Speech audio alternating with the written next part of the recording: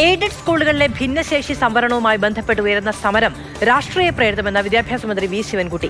4 വർഷവും കോടതിയിൽ പോകാൻ മെനക്കെടാതെയാണ് സർക്കാരിന്റെ അവസാന ഘട്ടത്തിൽ സമരത്തിനിറങ്ങുന്നത് എന്ന വിമർശനം.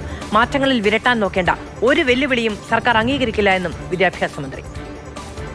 യഥാർത്ഥത്തിൽ 2021 ബഹുമാനപ്പെട്ട ഹൈക്കോടതിയിൽ ഭിന്നശേഷിക്കാരുടെ നിയമനത്തെ സംബന്ധിച്ചിടത്തോളം കേസ് വന്നു.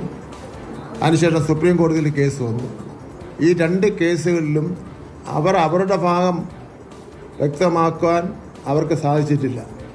അതിൻ്റെ കുറ്റം ഗവൺമെൻറ് മേൽ പഴിയാറുന്നത് ഒട്ടും ശരിയല്ല. എയ്ഡഡ് മാനേജ്മെൻറ്റിന് വേണ്ടി കോടതിയിൽ ചെന്ന് ഗവൺമെൻറ് വാദിക്കേണ്ട കാര്യമില്ലല്ലോ.